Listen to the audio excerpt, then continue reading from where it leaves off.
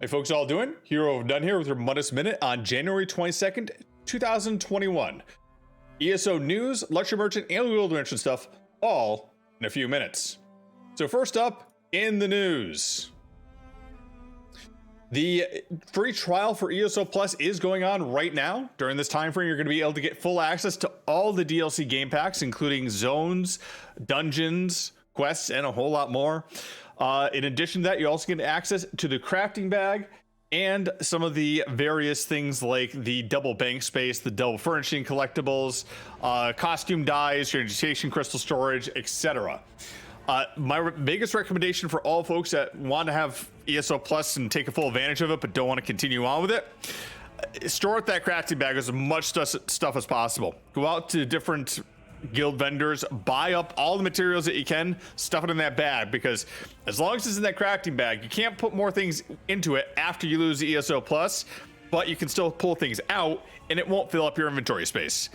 In addition to that, also do the DLC dungeons, get monster helms if you need them. With the sticker book, it's even easier to summon those if you need to get a various monster helm that you get. Also various sets that you can get. And the sky shards in the various zones are good. It's a pretty good time to get those. This does not include, however, the chapters that was just released. So no Greymoor included with that. You actually have to buy Greymoor to get that. But the prior chapters are included with ESO Plus, so you can get access to those. That includes Somerset, Elsewhere, and also the trials too. So yeah, get out there, run those a few times there, fill up that sticker book so you can summon some of that equipment later on if you need it, and get to work. Now, the Gates of Oblivion event is coming up on the 26th as well at 5 p.m. Eastern. You're going to be able to tune in onto the Bethesda Twitch channel and see Matt Fior and senior Pete Hines talk about it, and introducing 2021's new chapter and year-long saga. During this time, you're also going to have a chance to get some Ouroboros crates and a Verdicient Dragon Frog pet for signing up for Twitch drops. Now, just a note on Twitch drops as well from last week. They did change the way that Twitch drops work. Basically, you have to watch a show for 15 minutes. It's going to give you a little pop-up saying, hey, Twitch drops are enabled for this. Take a look what it is. And it's going to have you do all this stuff with it. Signing up for it is really easy. You just have to log on to your account page and link your Twitch account to that. And that's it. And watch for 15 minutes. Pretty simple and transparent. But make sure to link it beforehand. That way you don't have to work it, or you don't have to muddle around with it with the day of. All right, so that's it for the news right now, but I do have kind of a rumor going around here and I can't find any information about it. Maybe some folks can add it in the comments.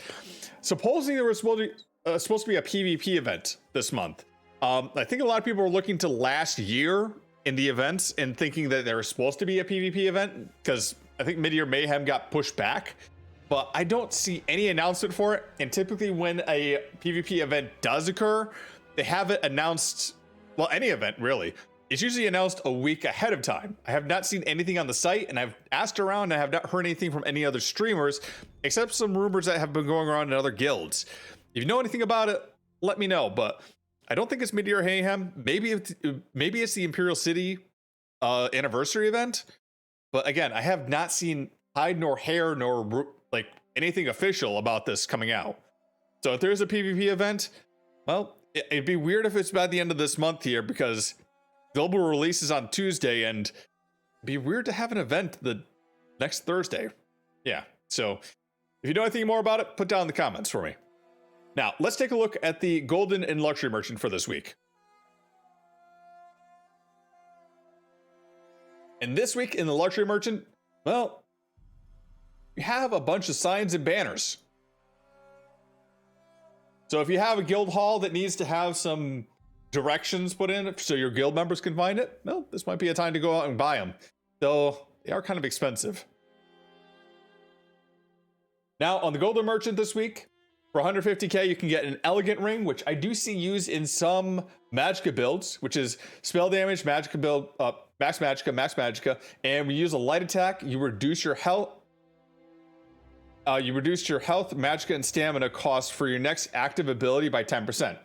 When you use this fully charged heavy attacks, you increase the damage done to your deck by 2,610 against the first enemy you hit.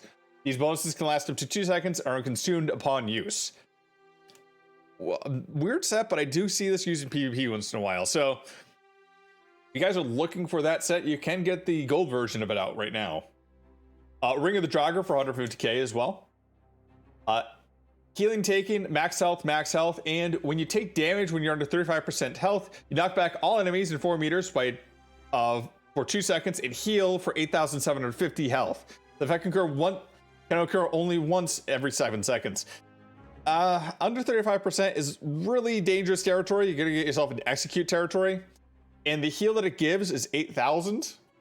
Not the greatest. I think this used to be a set that might have been used a bit more, but I can't really see you using it a whole lot, except maybe low B PvP. Probably want to skip that.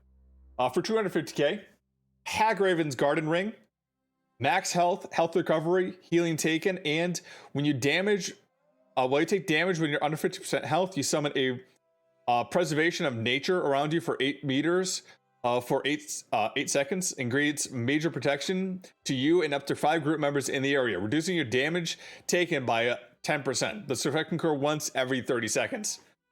This used to be an interesting set because it didn't give major protection, it actually just reduced all incoming range damage.